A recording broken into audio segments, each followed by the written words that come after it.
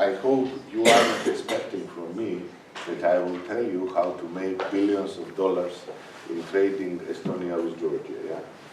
Because if I will know this, I will do it by myself. Then I will tell you about these things.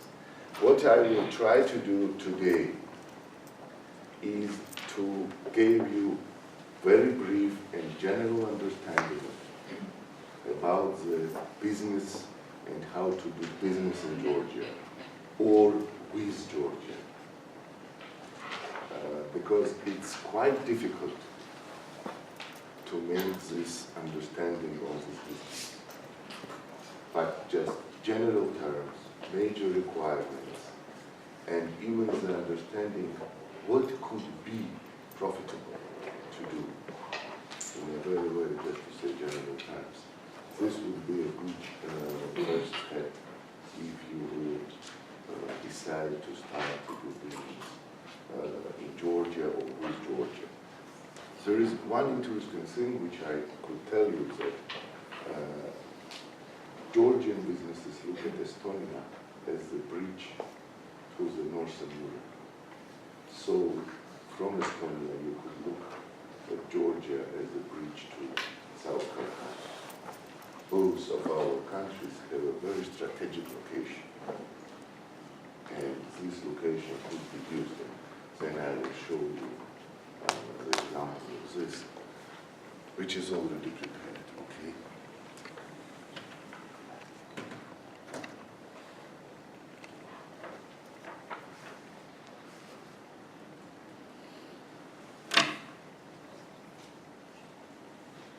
And just to start, I think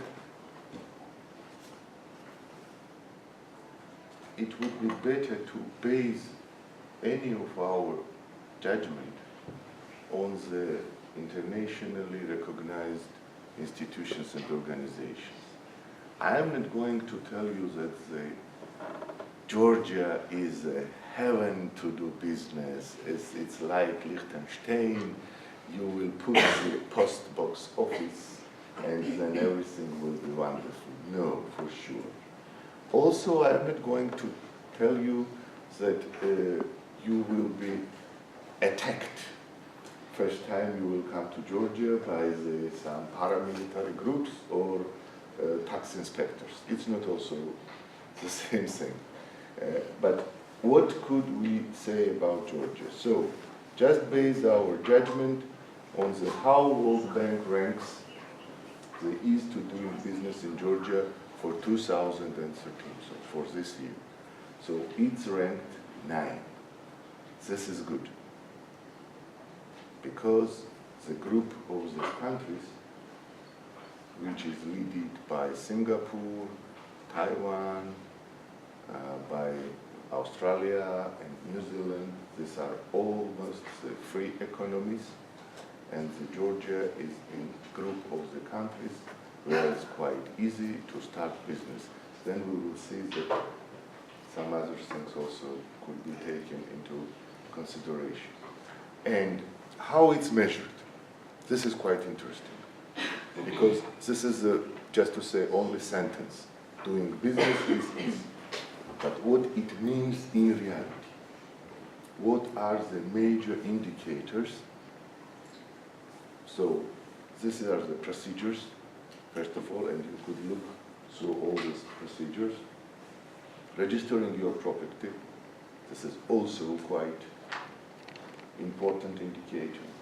Trading across borders. These are the major, just to say, indicators which are used. Usually it's called Dutch model. You know that? Sorry, I don't ask you. Majority of you, what background do you have? Economic, no? Okay. No one. So, please feel free to ask questions anytime. If I will tell you Dutch model and you don't know what is it, feel free to ask, okay? So Dutch model is that you are taking the major how the business is done in Netherlands as one of the best, just to say, samples, and then you are looking and comparing other countries. So you are using the Dutch model for the benchmarking. and putting this as a, just to say, best sample. So, if we will look at the start, how to start a business, then really quite a lot of things are done. For example, you can register your company during one day. You do not need quite a lot of documents, and we will look through all these documents. The fees which you are paying for the registering of the company or property is quite low. So all these things are in place. If we will look, for example, procedures, how to start, or do you need any licenses? It's also quite a low number of the licenses. But still, for example, the problem is getting electricity. Just look. The total indices was 9, and getting electricity, the index is 15. Okay? So you see this is a problem. So if you are starting the business and you have to have unlimited supply of electricity, you should think how to get electricity from other sources. I know that yesterday was a problem in one of our auditorium here. So it could happen in any country. It does not matter. Yeah? You know what happened in New York, in Moscow. But when you are looking about how to do it as a business runs, then you should bear in mind that all businesses which is based on some industrial basis, and you need something to proceed, or you need refrigerators, something like this, then you need to think about the additional power sources which you could get from there. If we go also through and look at the just other things. So payments number per year is not very high, it's 5%. If you look at the what we are calling total tax burden, this is what you are, what government is collecting totally as taxes, percentage from the GDP. The total tax burden in Georgia is quite low, and the problem is not the taxes, and we will have the time to discuss all taxes which we have in Georgia in more details. It's not the problem. The major problem was indicated. This was the procedures, or how the taxes are collected, and how the taxpayers' rights are protected. And this was always the major topic for the discussion with the international organizations, like the World Bank, like the EIB, like UNDP, who are interested in the further development of the country. But generally we see that it's not quite difficult to start business in Georgia. So for the starting point, we have quite a good position.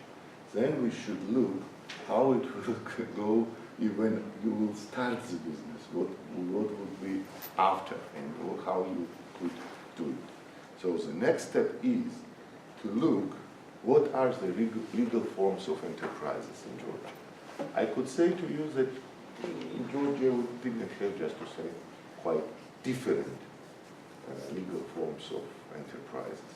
By the law, it's determined joint stock company, limited liability company, general partnership, limited partnership, cooperative, individual enterprise. And this is the major, just to say, forms which are based on the best international practice traditions. For example, 85% of all enterprises in Georgia are limited liability companies. So Georgians mainly prefer to do business in the form of LLC. We have a few number of joint stock companies.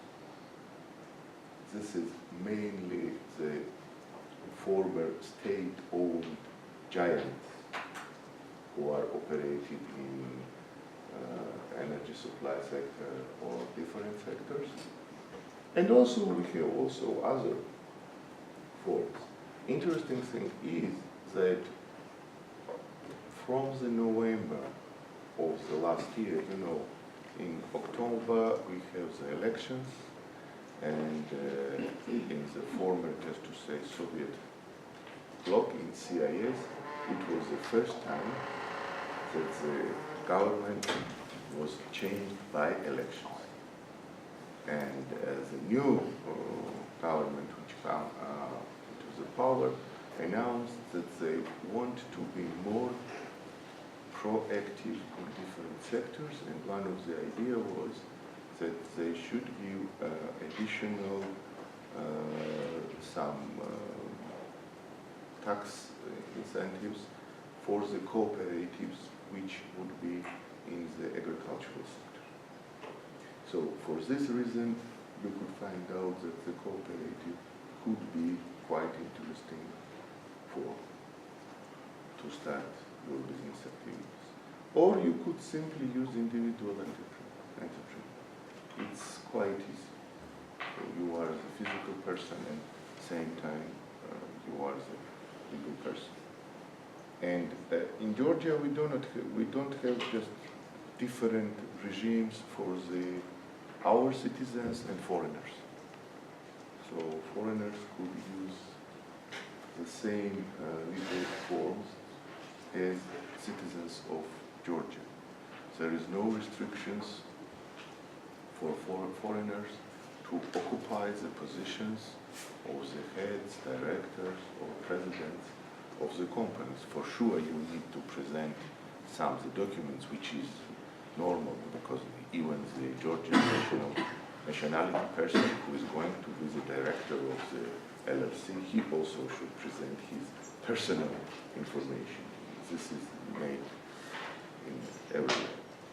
And who is carrying the registration in Georgia? There is a special agency which is called the Public Registry. And this is one of, just to say, big advantages which have been reached in Georgia for the last years, that in one place you could do everything. And this in public registry, you could do the registration of your company during one day, if you will supply the all needed information for the public registry. And for sure, I will present what type of documents or information you need to bring with you, but the good thing is that you don't need to know it by heart. You could easily access the website, take out the information from there, and then be ready to register your company. Which form of the legal entity you will choose? It's quite difficult to answer, because for joint stock companies you need the minimum capital requirements. For LLCs you don't need these requirements. It would depend what you are going to do. What would be your mode of the business? It would be quite simple trading operations, or it would be not so simple re-export, re-import operation. It would be processing and then exporting, or you will process some products in Georgia and then bring it back to Estonia. And I will explain why. In November we are going to sign deep and comprehensive free trade agreement with European Union. So based on this, all the products which would be produced in Georgia could be exported to European Union on the free basis without any payment, custom payments. And if you will find the easy way to produce some products quite cheaply in Georgia, then you could, okay, taking into account the distance, it would not be so easy, but just as the idea. Yeah. So it depends what you are thinking, what you are going to do. And then it depends how you are going to start your business. But based on my experience, if you want to do really quite effective business, you should think for two directions. For example, if you are going to trade, you should think not only on export or import, but you should think on both directions. In that way, the business is always more profitable. And if you are thinking about the service sector, also you should take into account what type of services are you going to provide, what could be used, what type of resources which are available in Georgia or in Estonia. So it's quite simple. Produce some products in Estonia and bring it to Georgia. But it's easy to say and quite hard to done in reality. I will try to show, if we will have enough time today, to just give you the very basic understanding how we could match the best opportunities. But it doesn't guarantee you that your business would be fully, just to say, sophisticated. You will have excellent business days. Okay, if we go through, here are, for example, the information which is needed when you are applying for the registration. If you will compare with any of the European country, you will find out that there is nothing very different because usually we are using the European Union requirements as our strategic plan is to join European Union. So mainly we are using the procedures which are common in the European Union. Difference is that in Georgia we have less procedures. It was quite interesting that when we start the discussion to have the deep and comprehensive free trade agreement with European Union, we find it out that we should increase the number of different procedures in Georgia due to the European regulation. We had the quite simple, what we call very liberal model, where the number of the procedures was minimal. Even the licenses and permissions in the country was at the very, very minimum level. And now we introduced new, just to say, procedures, because for us it's very strategic to have the DSFTA with European Union. So it's not difficult, yeah, and anywhere in the world you will find out that everybody will ask you the name of the company and the legal address, which is absolutely clear that everybody will do the same. Here are also the specific requirements. For example, if you have the general or limited partners. You know the differences between the general partnership and limited partnership? You know or not? It's nothing wrong if you don't know. It's no problem. So a limited liability company is the company where you are, your obligations are limited to the amount of the funds which are put into this company.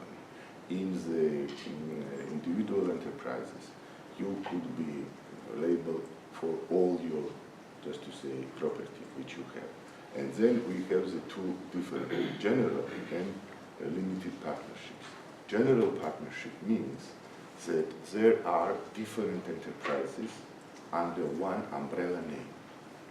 And they all are working, but under one umbrella, but in different maybe fields. And limited partnership is the same, but you have two types of partners. You have the commandites and complementars. Complementars are the same as limited liability company. And other guys, commandites, are like general partners. This is the only difference. it depends on the different, just to say, business situations, which one you will choose. But you could do this as you like. Yeah. For example, we have General Partnership is a huge company, one of the biggest mobile operators, Macticom in Georgia, which is used this umbrella name also for different other operations. For example, they have also the company Macti Energy, which is working in electricity sector, so, which is different from the mobile operation systems.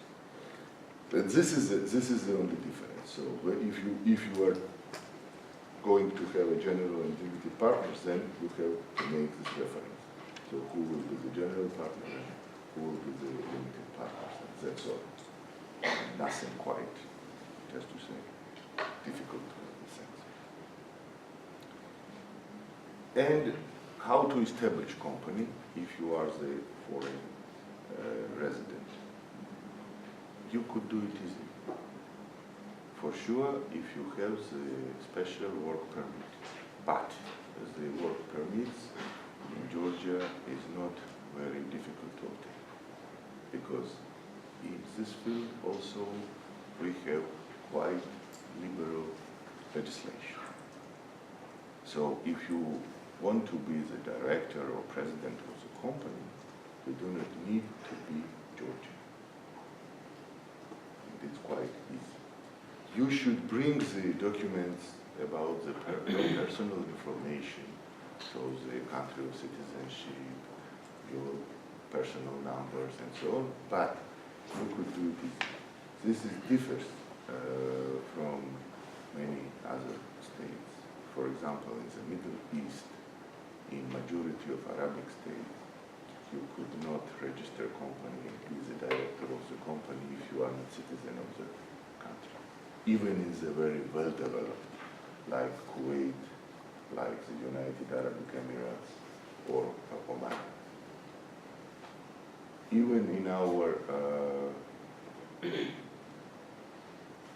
in South Caucasus, in Azeri and in Armenia, it differs from Georgia. In Azeri, you could not do this registry of the company in such an easy way. In Armenia, it's more possible to do it. It's more, we have closer, just to say, procedures and understanding of how to do business in both of our countries. So the major idea is that we do not have two legislations. One legislation which is covering the Georgian citizens, and another legislation which is covering the foreigners. So there is not any differences on the legislation base. But for sure there is a difference because the Georgian nationals have better understanding of the country than the foreigners. And if you had a chance to take the course in strategic management, you will know what it means cost of to be foreign. You understand what it means? It means that, for example, you are Estonians and you know every national holidays in this country. You know traditions. And any foreigner which is coming to the country should pay some money or time to have the same understanding of the cultures, of the traditions, of how the things are going to be done and so on. And this is always quite a huge burden. And because of this, when you are trying to find out the best mode to start your business, my, just to say, personal advice would be find out the most safe way. There are three major, just to say, rules to find out the business mode. The naive route, when the company is always using the same approach to any of the country. So it doesn't differ if they are starting in one way in this country, they will do the same in all other countries. The second rule is safest, which means find out the safest way to do business with this country. Third is strategy rules. This is more or less to say for the academic professors like me to teach the students, you should find out the best way. Easy to say, quite difficult to find out. So, but in general, when you are starting business, best way would be to find safest. Safest means if you are exporting something to Georgia, this depends how you will receive the funds for your products. If you are importing from Georgia, it will be the same, but then the operations should be vice versa. So in one term, you should protect your funds if you are buying products in Georgia. In other terms, you should protect your goods if you are selling products to Georgia. It's understand? Or it's something very, no, yeah, I hope so. So, this depends what you are going to do, and then how you are going to protect your business. Even a contract is signed, it doesn't mean that you have the 100% protection, because it will depend who will be in charge to say what was wrong or what was right. And it's easy to say that you will use, for example, the Paris Chamber of Commerce and Industry if there would be some problems regarding to the contract. But then think about what would be your costs. For example, you sign a contract for 100,000 euros, and your cost to go through this case in Paris would be 35,000 euros. So it's quite difficult. And for starters, it's always quite difficult. It's easy for the huge and big companies. Yeah, it's, for example, H&M is opening today, yeah.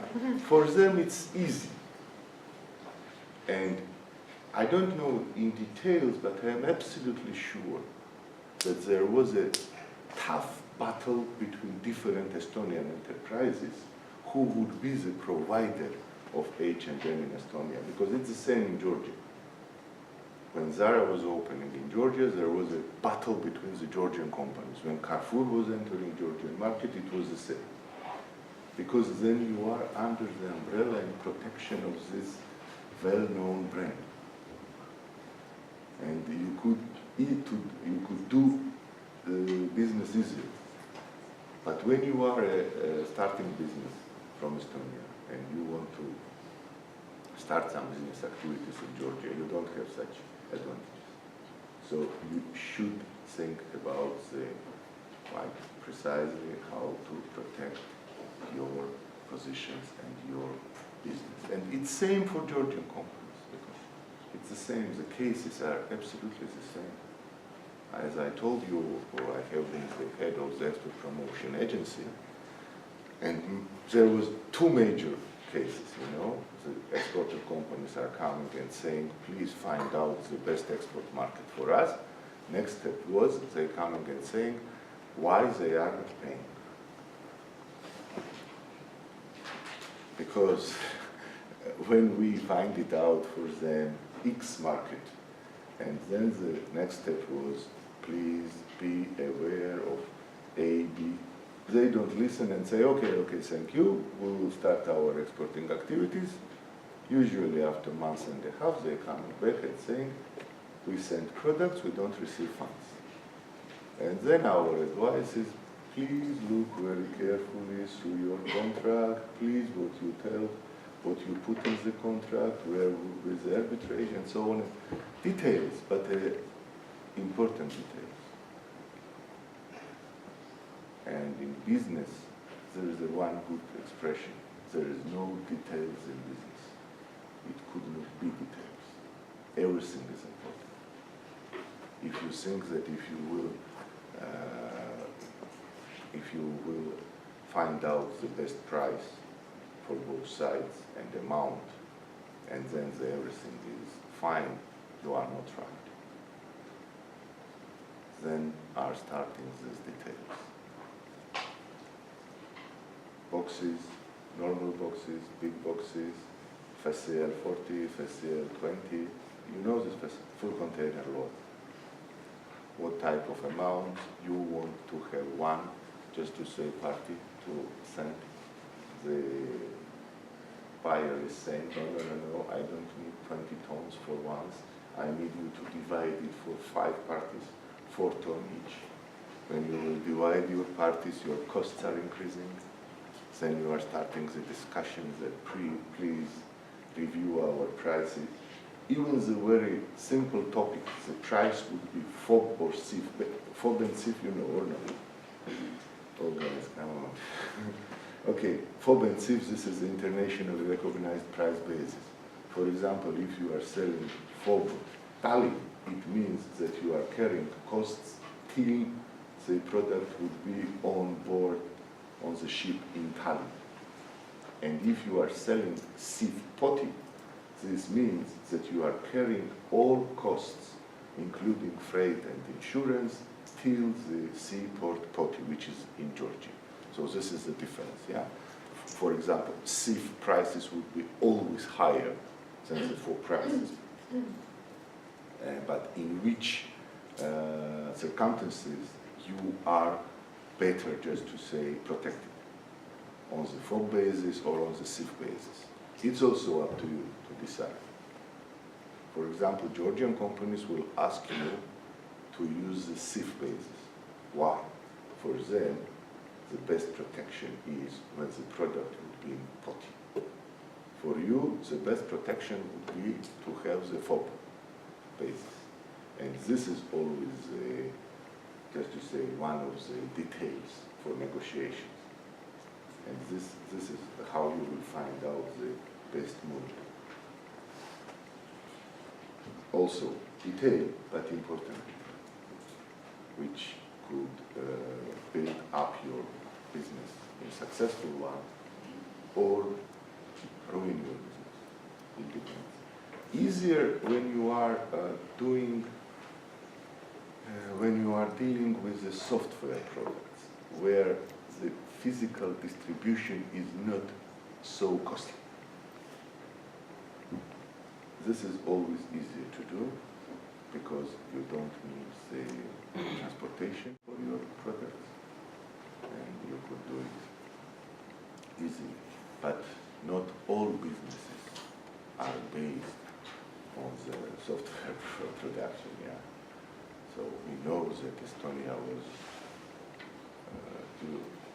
was one of the countries who launched and developed the Skype. Yeah, this is good, but not all companies could be involved in the production of the software products or services. So, next, this is quite also interesting. You could register a branch office of a foreign company in Georgia. This is also one of the advantages. You could just bear in mind that any branch office should be registered under the legal forms in Georgia, which we have in Georgia. So it could be joint stock, LLC, general partnership, limited partnership, cooperative, individual enterprise, but only it could be in the legal form which is allowed in Georgia. That could give you some advantages because it's quite easy to do, and if you think that a branch office in Georgia is the best mode for your company, if you are quite well internationally recognized or your activities are quite spread all over the world, then maybe the branch office would be one of the best solutions. It also could be quite effective if you are looking at Georgia as a bridge to other South Caucasus countries. if you want to have business in South Caucasus, you could not open office in Azeri or in Armenia. Because if you will open in Armenia, you could only have business with Armenia and Georgia. If you would open in Azeri, you could only have business with Azeri and Georgia. And only one way to have business with all three is to open in Georgia. So this is due to these political changes which have been happened and due to this conflict in Nagorno-Karabakh. And so for this reason, you could easily use the branch office in Tbilisi or Batumi, Kutaisi, as you like. Majority, for sure, is going to the capital, to Tbilisi. And then also do your business with Armenia and other. Theoretically, you could also do it in Turkey also, but Turkey is a much stronger player than Georgia. Turkish market is much bigger, 70 million, comparing with the foreign there, half million in Georgia.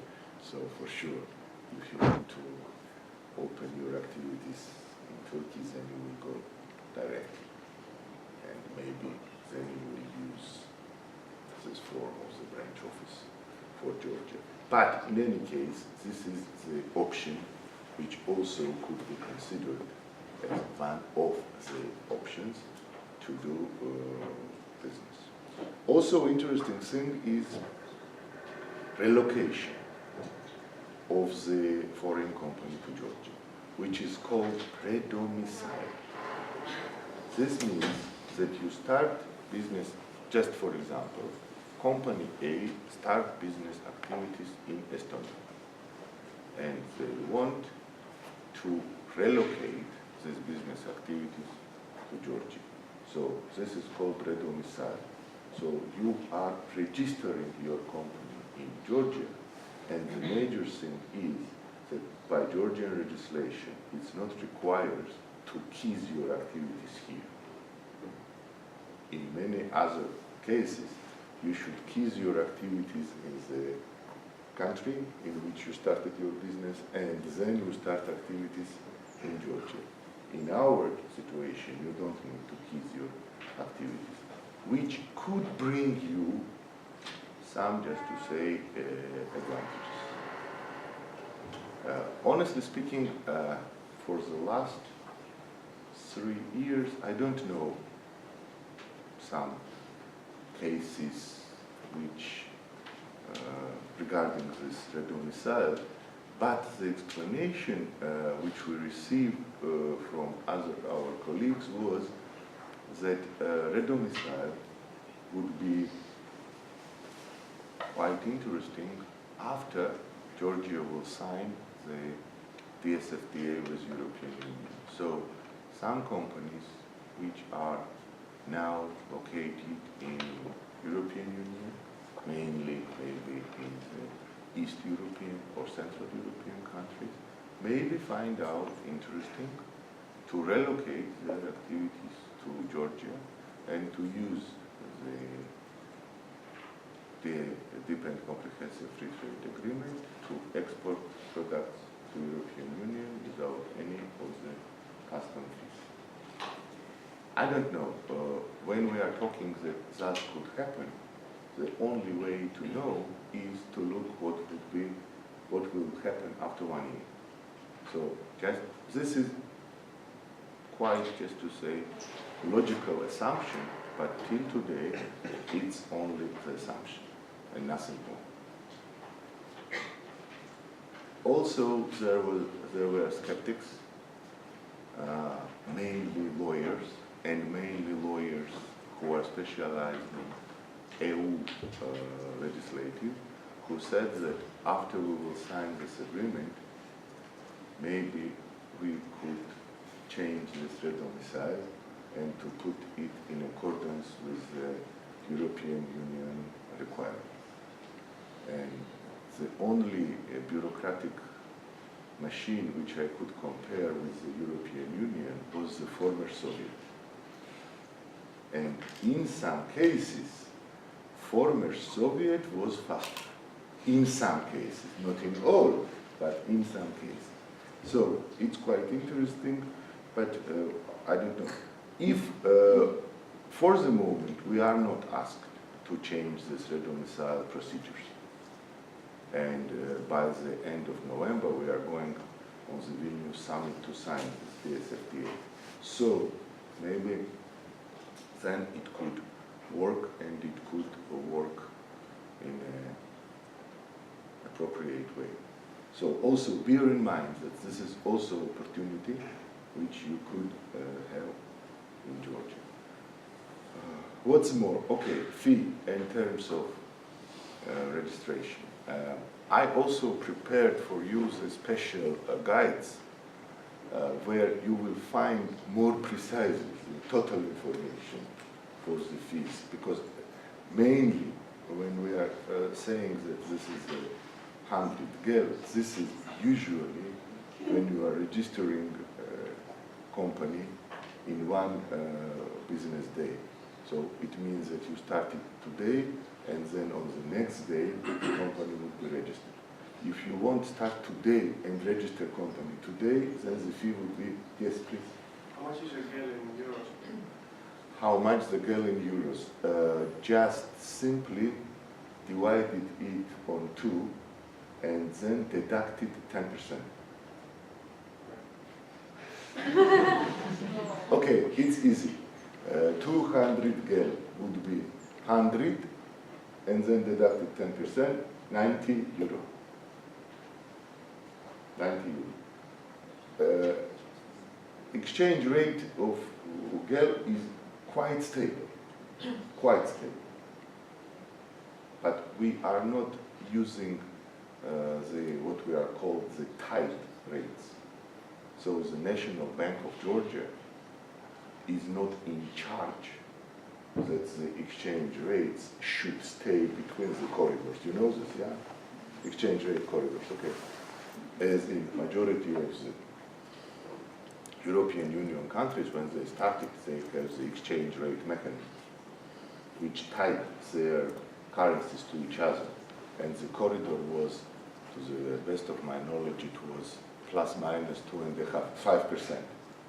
And then they make it narrow, make it 1.25 plus minus, which means 2.5% if you will take in both directions, yeah? In Georgia, we are not using the corridors. It was till the 1998, and then after we use this floated courses. But for sure, the National Bank has a target, what we are calling targeted. So they have the target that the inflation will not be more than 2 digits, that the course should be, and so on. But it's not the obligation. But the lari is quite stable, quite stable. If you already mentioned inflation, how much is the inflation in Georgia? It's a good question. I will tell you quite interesting thing. Due to our statistical agency, for the last 3 months we have deflation. Deflation. Last year we have inflation not more than 2 digits. So it was 9.99%. Quite low. Now, for this year, it was targeted not more than 6%. But for the last 2 or 3 months, we have deflation. Not more than 1%, but still it was a deflation. And I could tell you, my friends, that as a professor of economics, it's not good when you have deflation in the country. That means that the business activities is narrowing. And then it will bring you some additional problems. If you will find out the oil reserves in your country, then you will have the deflation for sure, because you will have the prophecy in your budget. but it's not the case for us for now. So also it's I prepared to use all just to say fees and all permits. And when we are saying that it's 200 gel, it means that, for example, you are going to set up LLC trading company. It's quite common and usual. But if you are going to have the construction permit, then in some cases you should pay up to 15,000 gel. It depends what you are going to build up. If you need some resources, for example, you are going to bottle the mineral water or sparkling water, then you will have also different fees and permits. But this chart is prepared, and it you could find out easily find out in the materials. If we are talking that you are going to have a very simple trading limited liability company and you want to register it in one day, it's 200 gel and end of the story. So quite easy and not so costly.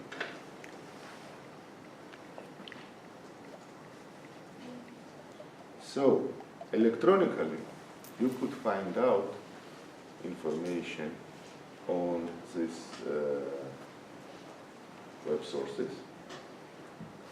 And Invest in Georgia, this is a major justice name for our former Georgian National Investment Agency, which is working as a one-stop shop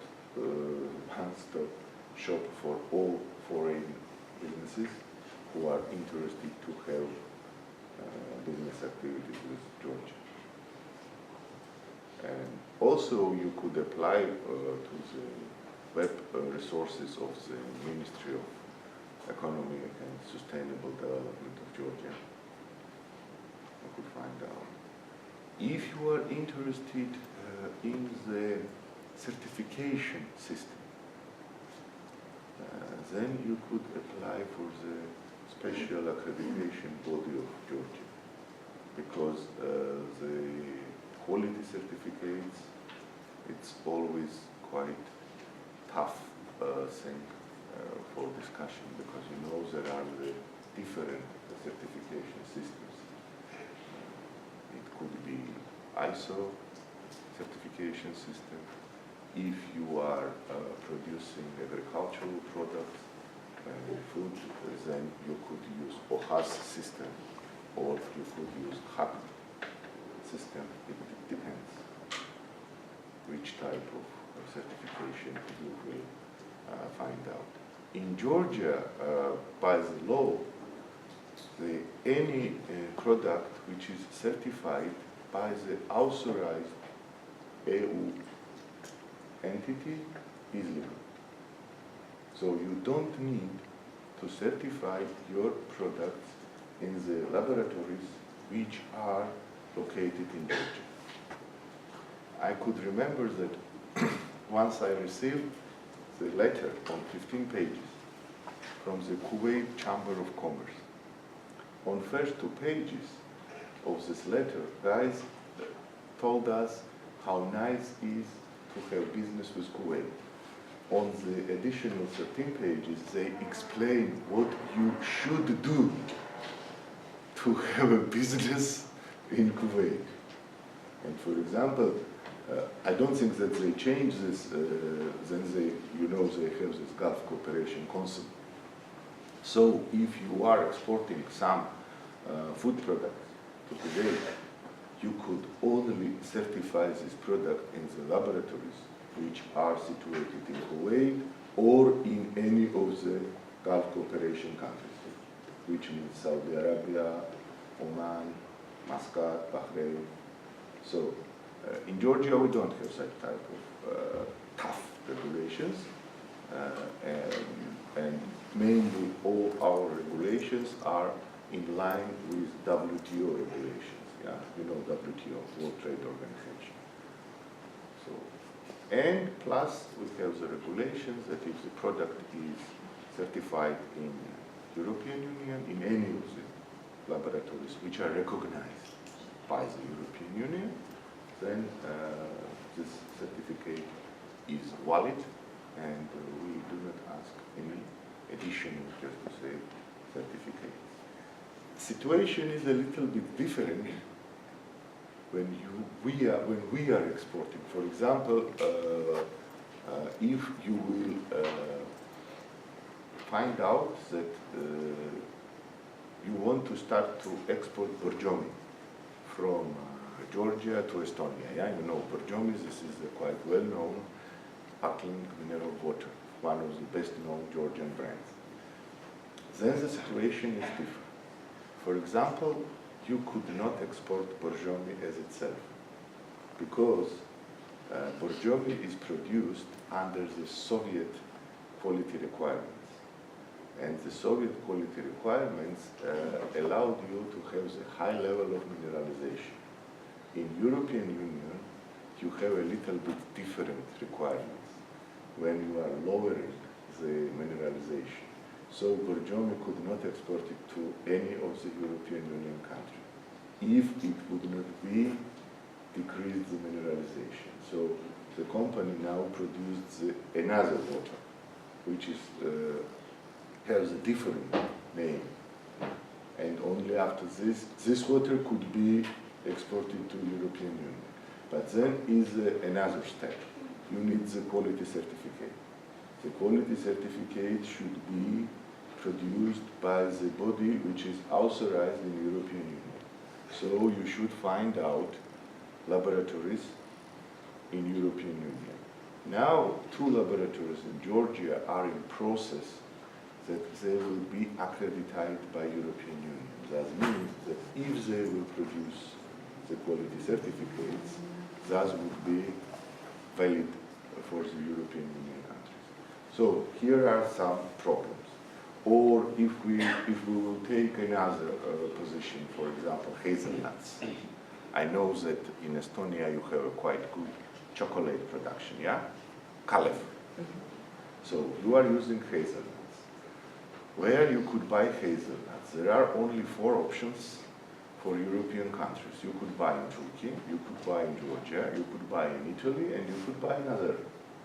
There are no other options.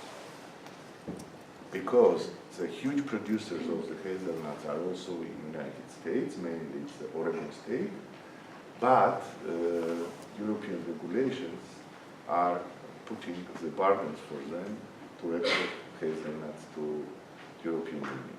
So the biggest player is Turkey. They are dominating the market. So Georgia, Italy, and Azerbaijan in total, they are approximately 30% of the Turkish supply. But even if you will find out that you are going to buy the hazelnuts in Georgia, then you should also bear in mind these all regulations regarding the certificates and regarding the quality certificates. Okay. Next step, I think we will start, and then we will have a short break, and then we will go to another part of our discussions, is the new tax code of Georgia. The first tax code in Georgia was put in place in 1995. And in 1997, there was more than 100 changes to the tax code. And also, all the period after, there was a huge discussions that the Georgian tax code should be changed. And the problem was not the taxes by itself, or we could say it was the smallest from the problems. The problem was the procedures and how the taxes could be collected and how the taxpayers' rights could be protected. So from 2004 and 2005, Georgian government started to make these changes. It's quite easy to decrease the number of taxes. In 2003, in total, we have 21 taxes, different taxes in Georgia. And then we decrease this number up to, I think, 6. Yeah, 6. So we have 2 general types of general taxes, which we are calling, which are unified and mandatory throughout the territory of Georgia. And this is the income tax, corporate income tax,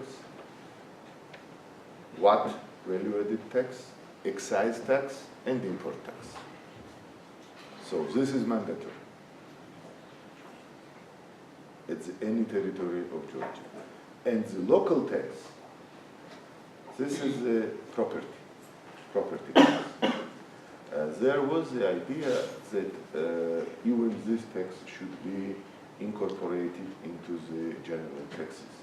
But then there was another, just to say, idea that what could be the source for the budget of the local authorities. And it was decided that the property tax should be paid on the local level. And then we could go through any of these taxes. Income tax. This is the only income which is earned in Georgia.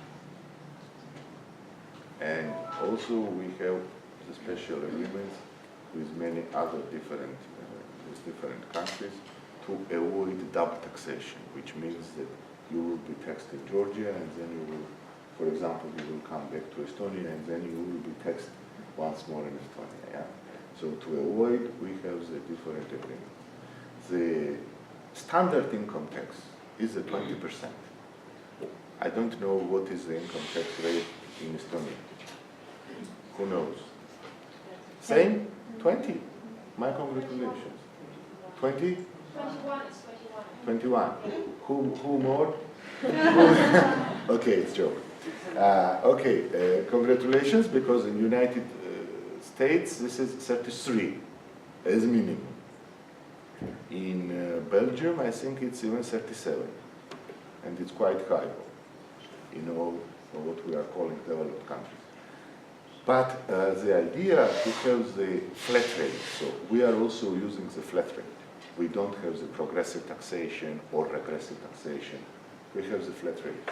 The idea was to reduce the income tax up to 80% in 2013, so this year, and then to reduce to 15 in 2014. This year, Ministry of Finance amended the decision, saying that this year after elections, plus we have new elections, presidential elections, so we have some problems, and next year we will reduce the income tax as it would be possible. There is also one interesting thing which happened in 2009. The Georgian government announced the special decree, they called it Economic Freedom Act, which declares that government could not increase taxes or introduce new taxes without referendum. It's quite interesting, yeah? And why this idea was introduced? To give some incentives to investors. And if you will think, it's really just find out the situation when government will come to citizens and say, we are going to increase income tax up to 30%. And then the idea will be lobbied, and on the referendum, citizens will say, yes, please increase income tax. We will pay more. So, this is somehow the way of the protection, that the taxes could not be increased, plus new taxes could not be introduced in the country. And this is quite good. It makes you very vulnerable. I mean, in case of crises, country cannot get the money. You know, yeah, okay. I could say it's in a little bit different way. Everybody, even the 15-year guys, could bring crisis to the country and then say, okay, we are in crisis, you should pay more. We are electing government first to avoid crisis. If you are not clever enough to avoid crisis in the country, why you sit in the parliament? You have the budget. You could put 10, 15% of funds in the special, just to say, call it crisis fund, because there are natural disasters, yeah, nobody is guaranteed. But in the beginning of the year, when you are making your, just to say, first calculations of the budget, you have enough time. You know the statistics. You could put it there. Which type of crisis will happen? So that means that government bring country to the crisis and then ask the citizens whom they bring to the crisis to pay them to come out of the crisis. For me, it's crazy. You don't think so? No, I think that most crises are coming outside of the country. Come on. Yeah. Crisis of 2008. This was the old theory that the financial crisis could be initiated by industrial crisis. In 2008, the financial crisis happened in the heart of the financial center. It was not bring from outside. It was generated inside.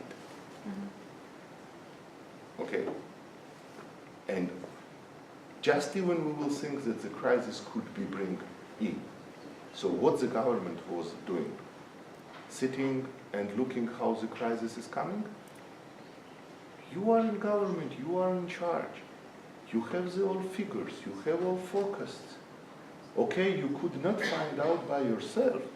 Ask the other guys who are sitting in universities, in think tanks. If you don't want to do this, then citizens should pay because you are not so clever. I don't think that it's the right approach. I think even, I told you that we are paying, and the tax burden in Georgia is quite low. In my understanding, we still need to make it less. Because when you are looking at what is on the other side, you should have the quite, just to say, aggressive development, at least 12-13% per year. And if you want to reach these figures, you could always stay in the position you are decreasing taxes. You are increasing the basic for taxes, but you are decreasing the percentage which should be paid. This is in my understanding when you are looking for the development. When you are looking for the reallocation of the funds, then you are looking that, and then you are very close to the socialist ideas, that the guys who have millions should pay more. Then you are introducing the special progressive income tax, and then you will have the same. All the guys will look to redomicile their, just to say, property and assets from this country to another. It's not the solution, you know. If the economy would be so simple that only increase tax and everything is okay, then who needs to work in universities to learn 4 and 5 years? It's so simple, increase taxes. It was the Bolshevik, just to say, thinking, yeah? So they don't have any positive idea. They don't say that how to do additional wealth, but they had one very clever idea. They said there is enough wealth in the country. just go and take it. Okay, 1 year, second, third, and then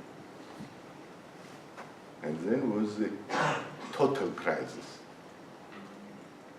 Till the Second World War, then it was the crisis after World War. Soviet Union always was in crisis. Always. Countries, the hugest producer of the wheat, has a problem with wheat. One of the biggest producer of sugar has a problem with sugar. Crazy. And from year to year, from one crisis, we're stepping into another. Okay. But in any case, I think this is a good idea, not because I was one of the, just to say, guys who were lobbying this, because I think that, because I think that, first of all, it's good for the government. You know, this like the Live West Gillettes, and the government is thinking, okay, if we will have some problems with the funds, then we will increase the taxes. So they could not think in this way. This is the one major and quite good thing. Another is a good indicator for any type of investor. Because the investor knows, if I will come to the country, taxes could not be changed because the government will be changed. No, it could be done, but it should be done through referendum. I could not imagine the situation when somebody will explain to citizens that if they will pay more, it would be better for them. Thus, this is a quite good protection for the investors. Then corporate income tax. We had the 20%, and then it was reduced to 15. Honestly speaking, this is too low, but still it's not enough to attract investors. As we make the calculations, we need at least 2 billion USD each year.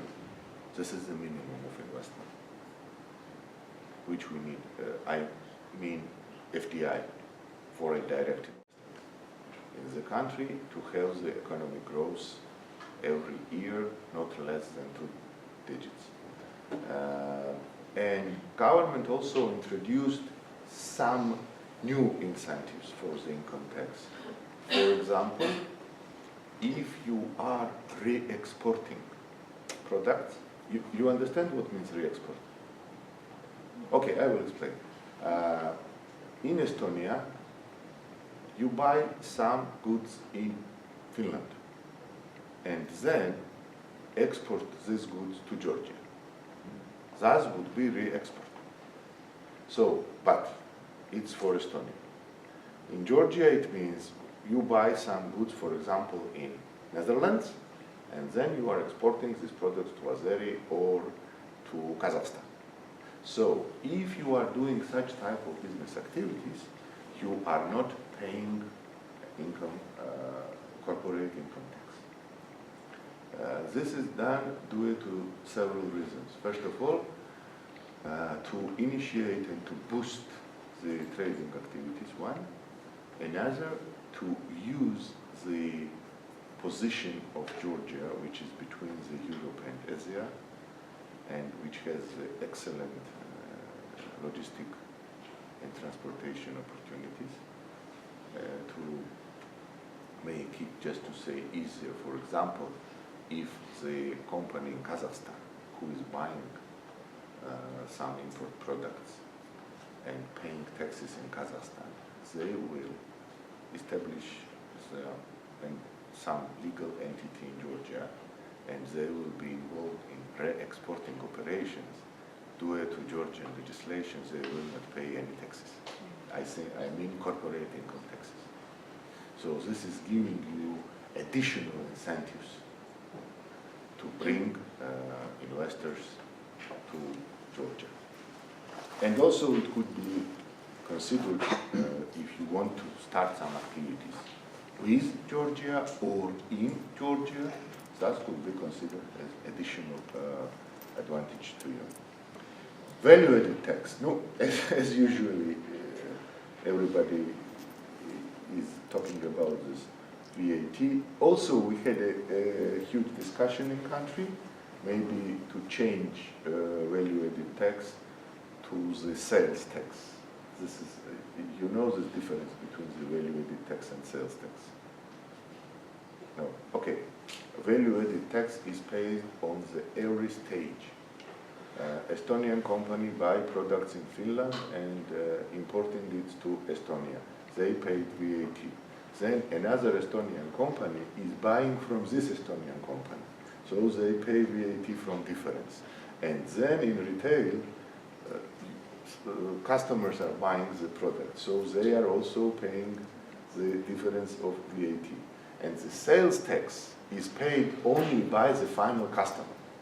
So if you will have the sales tax, it means that you will bring the product to the retailer, and only after retailer will sell it to the consumer, the sales tax will be paid. Sales tax is common in United States, and it's quite common in Ireland.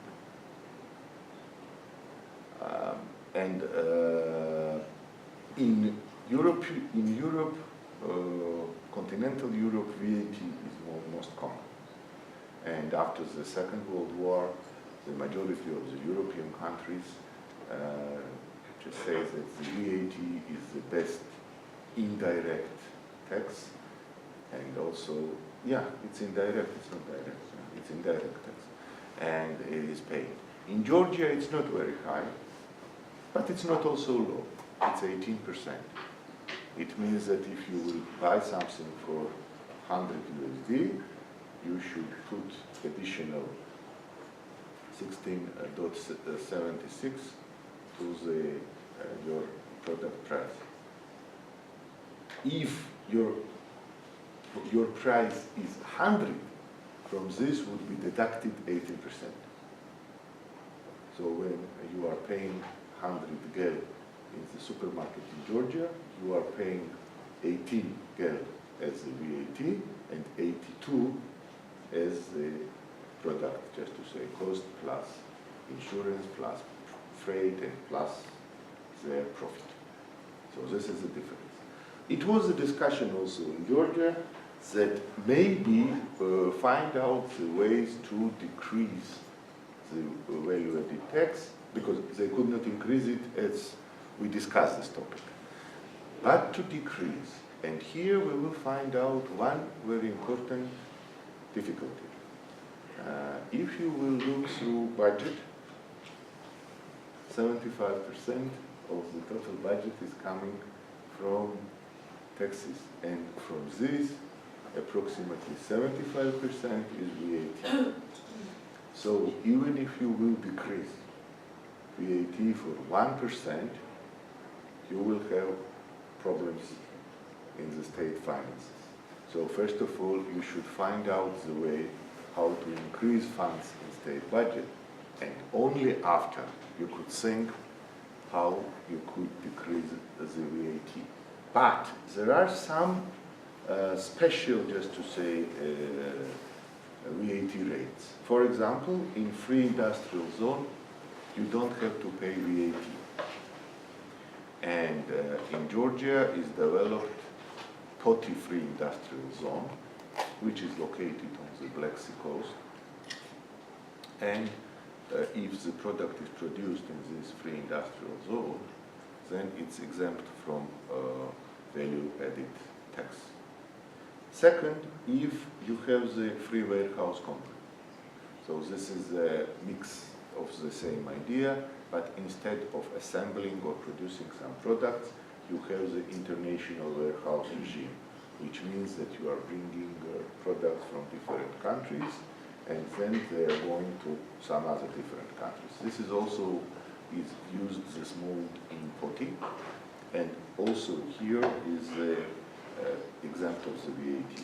And international financial company, this is also exempt from VAT. So if you are involved in some financial activities, you are not paying value-added tax.